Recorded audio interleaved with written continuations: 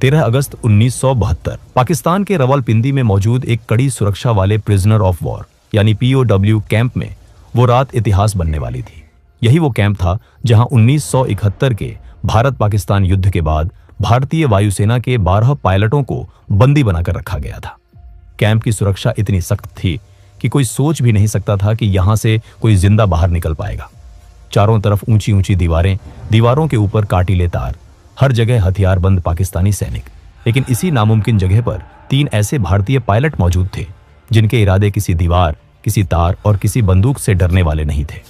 वो इस जेल से कुछ इस तरह भागे जिसे देख पाकिस्तानियों के होश उड़ गए। इस कहानी की शुरुआत होती है 3 दिसंबर 1971 से, जब भारत और पाकिस्तान के बीच जोरदार युद्ध चल रहा था। जमीन पर भारतीय सेना हर मोर्चे पर पाकिस्तान को पीछे धकेल रही थी, लेकिन आसमान में हालात उतने आसान नहीं थे।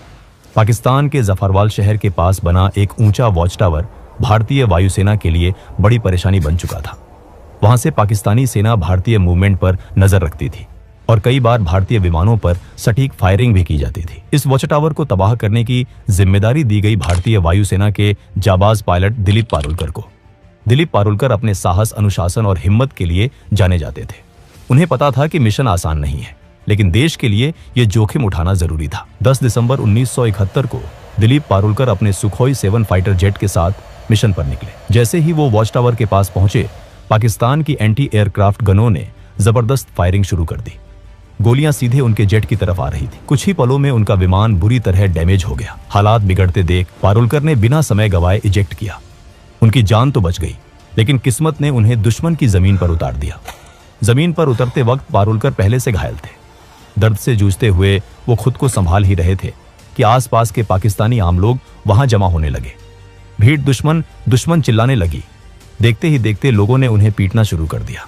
उनका सामान छीन लिया गया। चोट, थकान और मारपीट की वजह से पारुलकर वहीं बेहोश हो गए। अगर थोड़ी भी देर हो जाती तो शायद भीड़ उन्हें जान से मार देती, लेकिन तभी पाकिस्तानी सैनिक वहां पहुंच गए। सैनिकों ने भीड़ को हटाया और कहा, यह जिंदा हमारे ज्यादा काम का है। इस तरह दिलीप पारुलकर को मौत के मुंह से निकालकर हिरासत में ले लिया गया। जब पारुलकर को होश आया तो उन्होंने खुद को एक अंधेरी, तंग और सीलन भरी कोठरी में बंद पाया। सामने एक पाकिस्तानी अधिकारी खड़ा था। उसने कागज और पेंसिल उनकी तरफ बढ़ाए और कहा, आदमपुर एयरबेस का नक्शा बनाओ। आदमपुर एयरबेस भारतीय वायुसेना का एक बेहद अहम ठिकाना था। पारुलकर ने तुरंत मना कर दिया। इसके बाद शुरू हुआ टॉर्चर का सिलसिला। आखिरकार भारी दबाव में आकर पारुलकर ने नक्शा बना दिया। पाकिस्तानी अधिकारी बहुत खुश हुआ, लेकिन कुछ देर बाद वो गुस्से में वापस लौटा। असल में पारुलकर ने आदमपुर एयरबेस का नहीं, बल्कि मुंबई एयरपोर्ट का नक्शा बना दिया था। गुस्से में अधिकारी ने सजा सुना दी। पूरी रात कोठरी के एक कोने में खड़े रहना होगा। एक गार्ड को आदेश दिया गया कि अगर पारुलकर बैठे तो तुरंत गोली मार दी जाए। पूरी रात पारुलकर खड़े रहे। शरीर जवाब दे रहा था, लेकिन गार्ड को उन पर तरस आ गया। उसने धीरे से कहा, सुबह तक बैठ जाओ, अगर कोई आएगा तो मैं खास दूंगा, तब तुम खड़े हो जाना। इसके बाद कई रातें पारुलकर ने उसी अंधेरी कोठरी में बिताई। लगातार टॉर्चर हुआ, लेकिन उन्होंने अपने मुंह से कुछ नहीं निकाला। आखिरकार पाकिस्तानी अधिकारी भी थक गए और कुछ दिनों बाद उन्हें बाकी भारतीय बंदियों के साथ एक ही कैंप में डाल दिया गया। यही था रावलपिंडी का POW कैंप, जहां भारतीय वायुसेना के 12 पायलट कैद थे। यहां पारुलकर को पता चला कि बाकी साथियों के साथ भी ऐसा ही बर्ताव हुआ था। सबने दर्द सहा था, लेकिन किसी का हौसला नहीं टूटा था। इस कैंप के इंचार्ज थे उस्मान हामिद। वो भारतीय पायलटों के साथ सम्मान से पेश आते थे। हालांकि कई पाकिस्तानी अधिकारियों को ये बात बिल्कुल पसंद नहीं थी। उसी उस्मान हामिद ने भारतीय पायलटों को एक कैसेट प्लेयर और एक एटलस दिया। शायद उन्हें अंदाजा भी नहीं था कि ये छोटी सी मदद आगे चलकर कितनी बड़ी कहानी लिखेगी। 25 दिसंबर 1971 को कैंप में खबर पहुंची, ढाका में पाकिस्तान ने सरेंडर कर दिया है। भारत युद्ध जीत चुका है। 93,000 पाकिस्तानी सैनिक भारत की क़यादत में थे। कैंप में खुशी की लहर दौड़ गई। सबको लगा कि अब जल्द ही वो घर लौटेंगे, लेकिन दिलीप पारुलकर का मन कुछ और कह रहा था। उन्हें पता था कि कैदियों की अदला बदली में लंबा वक्त लग सकता है। उन्होंने साथियों से कहा, अगर हम यहां बैठे रहे तो शायद सालों लग जाए, क्यों ना हम खुद ही रास्ता निकालें। पहली बार किसी ने उनका साथ नहीं दिया, लेकिन पारुलकर हार मानने वाले नहीं थे। उनके दिमाग में एक बीज पड़ चुका था, आजादी का बीज, और यही बीज आने वाले महीनों में एक ऐसी योजना में बदलने वाला था जो रावलपिंडी की दीवारों को हिला देने वाली थी। 25 दिसंबर 1971 के बाद रावलपिंडी POW कैंप में एक अजीब सी खामोशी फैल गई थी। बाहर की दुनिया में जंग खत्म हो चुकी थी, लेकिन इन 12 भारतीय पायलटों के लिए लड़ाई अभी बाकी थी। सबको उम्मीद थी कि भारत और पाकिस्तान के बीच युद्धबंदियों की अदला बदली जल्द होगी, लेकिन दिन बीतते गए, हफ्ते गुजर गए और कोई ठोस खबर नहीं आई। दिलीप पारुलकर को अंदर ही अंदर ये महसूस हो रहा था कि सरकारों की बातचीत में बहुत समय लग सकता है। उनका मन मानने को तैयार नहीं था कि वो बस इंतजार करते रहे। उनके लिए आजादी का मतलब था खुद के दम पर निकलना। शुरुआत में उन्होंने एक अलग योजना सोची। जब रात को टॉयलेट जाने के लिए एक सिपाही उनके साथ आता था, तब उसकी बंदूक छीनकर उसे ढाल बनाकर बाहर निकलने का प्लान बनाया गया। लेकिन ये रास्ता बहुत जोखिम भरा था। काफी सोच विचार के बाद पारुलकर ने यह प्लान खुद ही छोड़ दिया। समय बीतता गया, कई महीने गुजर चुके थे, लेकिन भारत सरकार की तरफ से कोई हलचल नहीं दिख रही थी। इसी दौरान कैंप में मायूसी बढ़ने लगी। तब पारुलकर ने एक बार फिर अपने साथियों से बात की। इस बार दो लोग आगे आए, MS ग्रेवाल और हरीश सिंह जी। तीनों ने तय किया कि अगर किस्मत ने मौका दिया है तो वो उसका इस्तेमाल जरूर करेंगे। अब शुरू हुआ असली प्लान। सबसे पहले उन्होंने कैंप के इंचार्ज उस्मान हदीद द्वारा दिए गए एटलस को ध्यान से पढ़ना शुरू किया। रात रात भर वो नक्शे देखते, रास्ते समझते और संभावनाएं तलाशते। प्लान साफ था, जेल से निकलने के बाद सीधे भारत पाकिस्तान बॉर्डर जाना बहुत खतरनाक था, क्योंकि युद्ध के बाद वहां सुरक्षा बेहद सख्त थी। इसलिए उन्होंने तय किया कि वो पहले अफगानिस्तान की तरफ जाएंगे और वहां से किसी तरह भारत पहुंचेंगे। अगला कदम था सही सेल चुनना। उन्हें ऐसा सेल चाहिए था जो कैंप की बाहरी दीवार के सबसे पास हो, जहां गार्ड कम आते जाते हों। काफी निरीक्षण के बाद उनकी नजर पड़ी सेल नंबर 4 पर, लेकिन उस सेल में शिफ्ट होना आसान नहीं था। यहीं पर पारुलकर की समझदारी काम आई। उनका व्यवहार गार्ड्स के साथ हमेशा ठीक रहा था। धीरे धीरे उनकी कुछ सिपाहियों से जान पहचान हो गई थी। उसी का फायदा उठाकर उन्होंने रिक्वेस्ट डाली और आखिरकार पारुलकर, ग्रेवाल और हरीश सिंह जी को सेल नंबर 4 में शिफ्ट कर दिया गया। इस सेल में पहले से एक और भारतीय पायलट मौजूद थे, विद्याधर शंकर चाटी। चाटी भागने के प्लान में शामिल नहीं होना चाहते थे, लेकिन वो इन तीनों की मदद करने को तैयार थे और यही मदद आगे चलकर बेहद अहम साबित होने वाली थी। अब असली चुनौती थी दीवार में सुरंग बनाना। सेल की दीवार लगभग 18 इंच मोटी थी। बिना किसी औजार के इसे तोड़ना नामुमकिन था, लेकिन किस्मत एक बार फिर उनके साथ थी। किसी तरह उन्होंने एक कैंची और एक स्क्रू ड्राइवर चुरा लिया। हर रात ठीक 12 बजे से 1 बजे तक बेड के नीचे जाकर काम शुरू होता। एक आदमी दीवार कुरेदता, बाकी 3 पहरा देते। दीवार से निकलने वाली मिट्टी और सीमेंट को बेड के नीचे छुपा दिया जाता। सुरक्षा बढ़ाने के लिए उन्होंने सेल के अंदर लगे बल्ब का फ्यूज उड़ा दिया, ताकि गार्ड ठीक से देख ना सके। जेल में बल्ब बदलने की प्रक्रिया लंबी थी और इसका फायदा इन तीनों को मिला। एक रात खतरा बहुत करीब आ गया। एक गार्ड ने बाहर से झांक कर देखा और उसे लगा कि सेल में सिर्फ 3 पायलट हैं, जबकि उस वक्त हरीश सिंह जी बेड के नीचे थे। गार्ड ने आवाज लगाई, लेकिन तीनों ने सोने का नाटक किया। गार्ड भागकर इंचार्ज उस्मान हामिद को बुलाने गया। उसी पल सिंह जी चुपचाप बाहर निकले और लेट गए। जब उस्मान हामिद आए और चारों पायलटों को देखा तो उन्होंने गार्ड को ही डांट दिया। दिन बीतते गए, हफ्ते महीनों में बदल गए। दीवार की ईंटों से सीमेंट निकाला जाता, फिर ईंटों को वैसे ही वापस लगा दिया जाता। बाहर से देखने पर सब सामान्य लगता था। साथ ही उन्होंने भागने के बाद के लिए तैयारी शुरू कर दी। हर कैदी को हर महीने 57 रुपये मिलते थे। इन्हीं पैसों से तीनों ने ड्राई फ्रूट्स, कंडेंस्ड मिल्क और जरूरी सामान इकट्ठा किया। उन्हें पता था कि जेल से बाहर निकलने के बाद जिंदगी और भी कठिन होने वाली है। दिशा जानने के लिए उन्हें कंपास चाहिए था। उन्होंने कैसेट प्लेयर के मैग्नेट और कपड़े सिलने वाली सुई से जुगाड़ू कंपास बनाया। पारुलकर को घर से जो कपड़े मिले थे, उनसे जेल के टेलर को पैसे देकर तीनों के लिए पठानी सूट सिलवाए गए, ताकि बाहर निकलने के बाद वो आम लोगों में घुल मिल सके। धीरे धीरे दीवार का छेद इतना बड़ा हो गया कि एक इंसान उसमें से निकल सके। आखिरी परत, जो कि सिर्फ प्लास्टर था, उसे जानबूझकर छोड़ी गई ताकि भागने वाली रात उसे आसानी से तोड़ा जा सके। 13 अगस्त 1972 की रात रावलपिंडी POW कैंप के ऊपर काले बादल छाए हुए थे।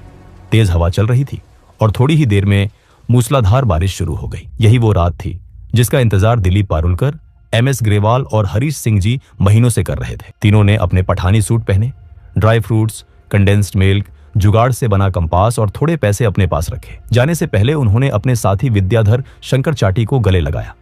अब आखिरी कदम बाकी था। पारुलकर ने दीवार की आखिरी परत को धीरे धीरे तोड़ा। बारिश की वजह से आवाज बाहर तक नहीं गई। एक एक करके तीनों उस संकरे छेद से बाहर निकल आए। बाहर आकर उन्होंने देखा दीवार के पास ही एक पाकिस्तानी गार्ड चारपाई पर सो रहा था। तीनों सीधे दीवार की तरफ भागे। कुछ कपड़ों को बांधकर उन्होंने रस्सी बनाई, उसे ऊपर फेंका और दीवार के काटीले तारों के पार अटका दिया। पहले पारुलकर, फिर ग्रेवाल और आखिर में हरीश सिंह जी दीवार फांदकर दूसरी तरफ उतर गए। अब वो जेल से बाहर थे, लेकिन असली लड़ाई अब शुरू होने वाली थी। तीनों तेजी से भागते हुए बस स्टैंड पहुंचे। किस्मत उनके साथ थी। उन्हें पेशावर जाने वाली बस मिल गई। पूरी रात सफर करने के बाद सुबह करीब 6 बजे वो पेशावर पहुंच गए। यहाँ सबसे बड़ा खतरा पहचान का था। अगर उनसे कलमा पढ़ने को कहा जाता या मेडिकल चेक होता तो तुरंत पकड़े जाते। इसलिए तीनों ने खुद को क्रिश्चियन बताने का फैसला किया। पेशावर से उन्होंने एक और लोकल बस ली और सुबह करीब 9:30 पर लंडी कोटल पहुंचे। उधर सुबह 11 बजे रावलपिंडी के वॉर कैंप में अचानक हड़कंप मच चुका था। पाकिस्तानी गार्ड्स को पता चल गया था कि तीनों भारतीय पायलट भाग चुके हैं। जब गार्ड्स उनके सेल में पहुंचे और दीवार में बना वो बड़ा सा सुराख देखा तो कुछ पल के लिए सब सन्न रह गए। किसी को यकीन ही नहीं हो रहा था कि इतनी कड़ी सुरक्षा के बावजूद ये नामुमकिन काम हो गया। गार्ड्स गुस्से से तमतमा उठे। उन्हें लगा कि अगर सीनियर अफसरों को सच्चाई पता चली तो सजा उन्हीं को मिलेगी। इसी गुस्से और डर में उन्होंने सोचा कि विद्याधर शंकर चाटी, जिन्होंने इन तीनों की मदद की थी, उन्हें गोली मार दी जाए। फिर सीनियर्स को यह बताया जाए कि चाटी भी भागने की कोशिश कर रहे थे, इसलिए मजबूरी में उन्हें मारना पड़ा। लेकिन सीनियर अफसरों को जल्दी ही साफ जानकारी मिल गई कि असल में कितने कैदी भागे हैं। इसी वजह से गार्ड्स चाटी को मारने की हिम्मत नहीं कर पाए। उधर जेल से दूर निकल चुके तीनों पायलटों के सामने अगली सबसे बड़ी चुनौती खड़ी थी। अब उन्हें अफगानिस्तान में दाखिल होने के लिए तोरखम बॉर्डर पार करना था, जो वहां से सिर्फ 5 किलोमीटर दूर था। दूरी कम थी, लेकिन सबसे बड़ी समस्या यह थी कि उन्हें रास्ता बिल्कुल नहीं पता था। उन्होंने अपने पास मौजूद एटलस में देखा कि तोरखम बॉर्डर के पास एक जगह दिखाई गई थी, लंडी खाना रेलवे स्टेशन। नक्शे के हिसाब से अगर वो वहां पहुंच जाते तो वहीं से होते हुए तोरखम बॉर्डर जाना आसान हो सकता था। लेकिन उन्हें यह नहीं पता था कि यह नक्शा बहुत पुराना था और लंडी खाना रेलवे स्टेशन 1932 में ही बंद हो चुका था। तीनों एक चाय की टपरी पर पहुंचे और वहां खड़े एक आदमी से पूछा, लंडी खाना कैसे जाए? ये सुनते ही आसपास के लोग उन्हें घूरने लगे। तभी एक आदमी आगे आया और सख्त लहजे में पूछा, तुम कौन हो, कहां से आ रहे हो और कहां जा रहे हो? पारुलकर ने जवाब दिया, हम पाकिस्तान एयरफोर्स के अफसर हैं, छुट्टी पर हैं और घूमने जा रहे हैं। दुर्भाग्य से वो आदमी तहसीलदार का क्लर्क था। उसे शक हो गया। उसने कहा, यहाँ इस नाम की कोई जगह नहीं है। भीड़ बढ़ने लगी। उस आदमी ने ताना मारा, तुम तीनों बंगाली हो ना, अफगानिस्तान भाग रहे हो? ग्रेवाल ने हंसते हुए कहा, क्या हम आपको बंगाली लगते हैं? लेकिन शक और गहरा गया। तीनों को पकड़कर तहसीलदार के पास ले जाया गया। वहां भी उन्होंने खुद को पाकिस्तानी एयरफोर्स अफसर बताया, लेकिन तहसीलदार ने भरोसा नहीं किया। आखिरी दाव खेलते हुए पारुलकर ने कहा, हमने अपने वतन के लिए खून पसीना बहाया है। अगर आपको भरोसा नहीं है तो पाकिस्तान एयरफोर्स के एडीसी उस्मान हामिद से बात करवा दीजिए। पारुलकर को लगा था कि इससे वो बच जाएंगे, लेकिन यही बात उनकी सबसे बड़ी गलती बन गई। तहसीलदार ने तुरंत उस्मान हामिद को फोन किया और दिलीप से बात करवाई। दिलीप को बात करनी ही पड़ी। इसी पल उस्मान हामिद को समझ आ गया कि तीनों वही भारतीय पायलट हैं जो रावलपिंडी कैंप से भागे हैं। उस्मान हामिद ने तहसीलदार से फोन पर कहा, ये हमारे लोग हैं, जब तक हमारे सिपाही वहां नहीं पहुंचते इन्हें सुरक्षित रखा जाए। कुछ घंटों बाद पाकिस्तानी सैनिक आए और तीनों को दोबारा रावलपिंडी ले जाया गया। उन्हें 30 दिन की सॉलिटरी कन्फाइनमेंट की सजा दी गई। इसके बाद सभी भारतीय पायलटों को रावलपिंडी से हटाकर फैसलाबाद की जेल भेज दिया गया, जहां 500 से ज्यादा भारतीय POWs रखे गए थे। इसी दौरान भारत और पाकिस्तान के बीच युद्ध बंदियों की अदला बदली पर बातचीत तेज हो गई। आखिरकार दिसंबर 1972 में पाकिस्तान के राष्ट्रपति जुल्फिकार अली भुट्टो ने सभी भारतीय युद्ध बंदियों को रिहा करने का ऐलान कर दिया। जब ये भारतीय जवान वागाह बॉर्डर से भारत लौटे तो वहां इंसानों का सैलाब उमड़ पड़ा। हजारों लोग तिरंगे लेकर खड़े थे। नारों की गूंज थी। सैनिकों की आंखों में आंसू और चेहरे पर गर्व था। ये कहानी सिर्फ एक जेल से भागने की नहीं थी, ये कहानी थी हौसले की। ये कहानी थी उस जज्बे की जो सलाखों के पीछे भी आजाद रहना जानता है। और रावलपिंडी की वो दीवारें आज भी शायद याद करती होंगी कि कभी 3 भारतीय पायलट उन्हें चकमा देकर निकल गए थे। दोस्तों, अगर वीडियो पसंद आया हो तो वीडियो को एक लाइक जरूर करें और चैनल को भी सब्सक्राइब जरूर करें। हम ऐसे ही वीडियो हर हफ्ते लाते रहेंगे। तब तक के लिए जय हिंद।